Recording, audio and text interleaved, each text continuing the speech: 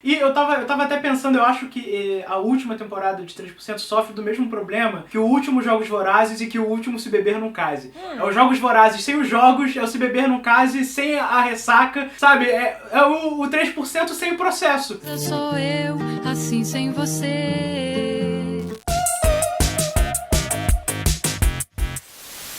E aí pessoal, eu sou o Fê Pineda e esse é o Sexta Série, o programa de séries do Adoro Cinema, que hoje vai falar sobre 3%, a primeira série brasileira original Netflix, que acaba de chegar ao fim na sua 4ª temporada. Será que foi o início de um sonho e deu tudo certo? A gente vai discutir essas questões no programa de hoje, então já fica aí bem esperto porque vai ter spoiler sim. E eu não estou sozinha. Porque parece utopia querer falar de séries com os amigos no século da pandemia, mas não, estou bem acompanhada. Eu estou com ela, Bárbara Demirov, que voltou ao programa aqui hoje, nossa crítica de filmes e TV também. Tudo bom, Bá? Oi, Fê, tudo bem? Eu amo estar aqui sempre falando com você. Hoje estamos em dose tripla. Quem também tá aqui com a gente é o Igor Palópoli, nosso redator, crítico de TV e apresentador do Segue a Thread lá no Facebook. Tudo bom, Igor? Olá, Fê, tudo bem? Olá, Bá. Estamos aqui reunidíssimos para falar sobre 3%. Bom, vocês já são de casa, então não vou enrolar muito, já vou para aquela pergunta para abrir os trabalhos aqui de hoje. E a pergunta é a seguinte: o final de 3% foi positivo, negativo ou neutro? E a gente responde em 3, 2,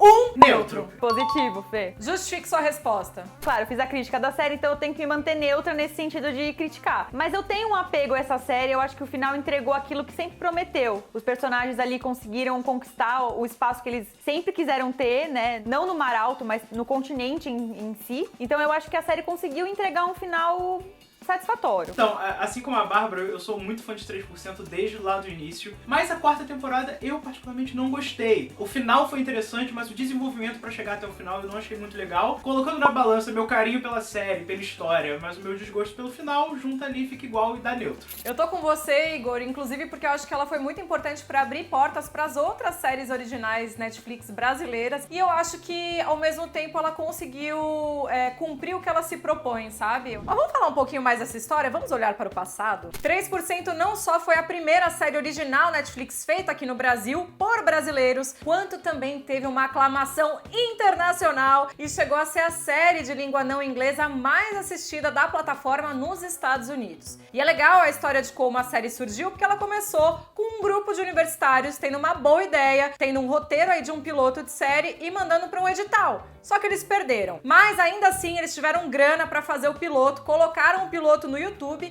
que tá disponível por aqui até hoje, e aí depois foram falando com todo mundo que eles podiam, até que esse vídeo chegou à Netflix e eles conseguiram produzir a série 4 anos depois deles terem escrito o roteiro. E esse começo foi um sonho mesmo, porque a série, ela sofreu bastante com as críticas na primeira temporada, justamente, né?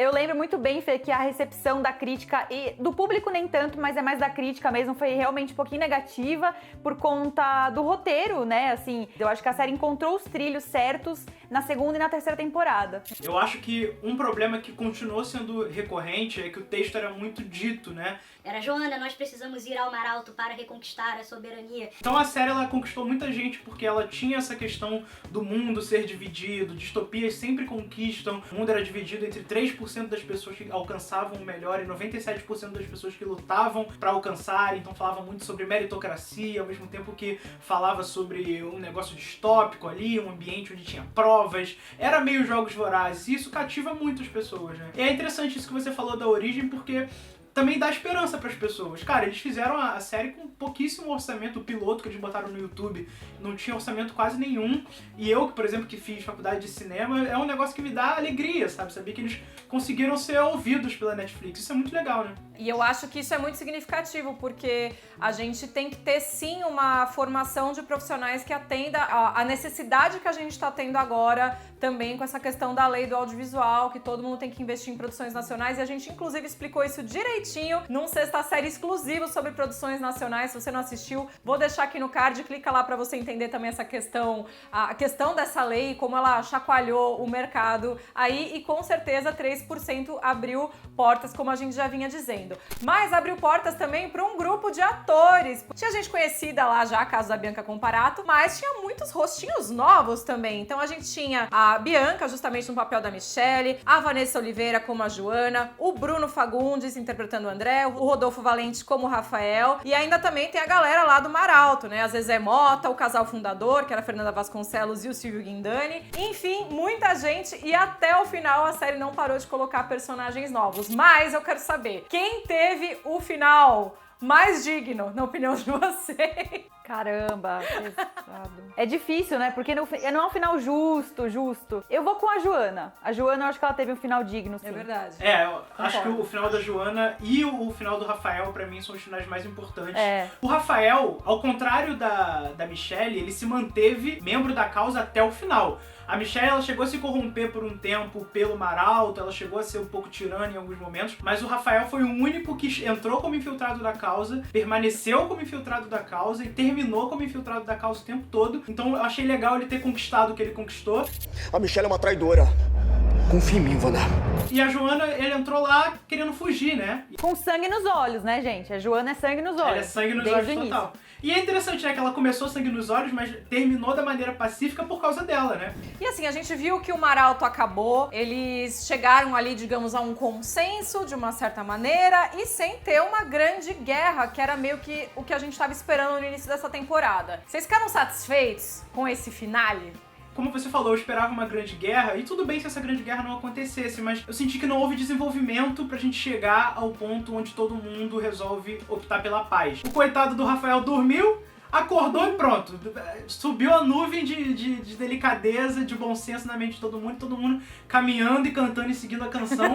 E o Marco, coitado também do Marco, né, que passou, ele era o Highlander da série, né? Morreu no Chernobyl, né, basicamente. Tinha radiação lá. Exatamente, ele quase morreu 15 vezes pra morrer na praia lá, nadando com os golfinhos. Eu gostei do que aconteceu no final, mas eu não gostei do que levou a isso. A impressão que deu é que eles não conseguiram pensar em um gancho pra trazer a paz. E aí a paz chegou. E pronto. Talvez não fosse o momento de investir em dramas muito íntimos dos personagens, só que isso gera essa sensação de que teve gente que ficou jogada, né? E se a gente for parar pra pensar, essa última temporada aí foi a menor de todas, teve 7 episódios. Vocês acham que eles dedicaram o tempo, dedicaram a atenção da série pros lugares errados? Porque aí uma coisa que me incomodou foi que faltava 15 minutos pra encerrar a série para todo sempre e eles ainda estavam resolvendo tudo, né, naquele grande jogo que dramaticamente não funcionou muito bem para mim. Por eles darem tanta atenção a arcos secundários, que também são legais, mas que não combinam tanto com o arco principal, que é literalmente a guerra, ou né, o embate entre a causa e o Mar Alto, o continente ali no meio, eu acho que isso ficou um pouco jogado, quando na verdade isso é o principal. E realmente, aquela cena final, apesar de ser muito interessante, um jogo, uma tarefa, né, uma missão ali pra encerrar toda a história,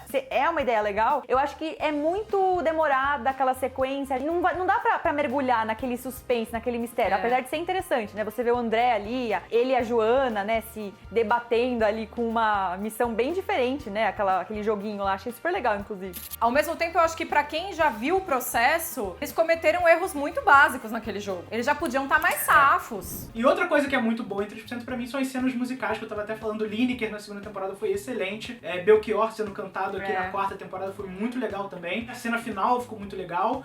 Mas, infelizmente, não dá pra viver disso, né? Tá provado que espera nunca alcançar. Tem o restante ainda. Com certeza. Mas vou endossar aqui o coro das cenas musicais, porque eu acho que um dos maiores méritos de 3% é apresentar a distopia a partir de um ponto de vista brasileiro, porque a gente nunca se vê representado, Muito quase bom. nunca, salvo Wagner Moura aparecer em Elysium, né? A gente quase nunca se vê representado nesse gênero, né? Então, eu acho muito legal a gente ver que MPB combina, sim, com um clima distópico de fim de mundo e etc e tal. Acho isso muito bom. E aí eu queria saber se vocês acham que essa temporada conseguiu conversar novamente com a realidade brasileira, porque nas outras a gente viu ali certas questões aparecendo nessa distopia, que na verdade, né, tem muito a ver com o momento atual, o que é muito louco e um pouquinho assustador talvez. Conversa muito politicamente falando, né, essa questão de como você tem que governar, pra todo mundo ou pra poucas pessoas. Isso é falado desde o início da série, e eu acho que na terceira temporada isso foi deixado um pouquinho de lado, porque ficou muito na concha, né, a Michelle governando pra poucas pessoas, ele tentando fazer uma democracia. Então eu acho muito bonita aquela cena final, quando mostra todo mundo com cores diferentes, com camisas de cores diferentes, não só aquele branco, aquele preto, mostra essa diversidade de cores e de ideias. A série manda muito bem na direção artística, o figurino, a cenografia, a ambientação é um trabalho excepcional e as cenas musicais, elas são muito bem dirigidas por causa disso. Lineker, por exemplo, na segunda temporada cantando Cartola, Deixe-me Ir, cara, foi lindíssimo, assim, era uma mistura de cores, e era uma mistura de gêneros, de pessoas, e aquilo era o Brasil em sua essência. O continente está na pior, mas eles ainda estão em festa quando eles conseguem estar felizes. O brasileiro é conhecido por isso, né? Eu quero nascer, quero viver. Pra mim, a série, ela dá a mensagem de que todo o sistema é inerentemente falho. Eles enaltecem o Mar Alto, né? Eles amam o Mar Alto. Exato. A igreja criou uma religião pro Mar Alto. É um refúgio, tipo, eles são superiores a nós. Eles disseram que são superiores e todo mundo acreditou, né? É muito forte isso. Até o final tinha gente acreditando que sim, que aquele sistema era o melhor. A pessoa tá passando fome, perdeu gente da família e continua acreditando. É um sistema que era exaltado por fazer o mínimo, né? A gente vai pagar a história. A gente vai fazer história. Então a gente encerra aqui esse programa com a nata do Adoro Cinema, com os 3%. Os merecedores, nós somos os merecedores. Nós passamos o processo. Se você não tá inscrito aqui no canal do Adoro Cinema ainda, clica no botãozinho vermelho aqui embaixo e se inscreve, porque semana que vem eu estou de volta com mais um Sexta Série, porque toda sexta-feira tem o quê? Tem esse glorioso programa. Um beijo e até. Tchau!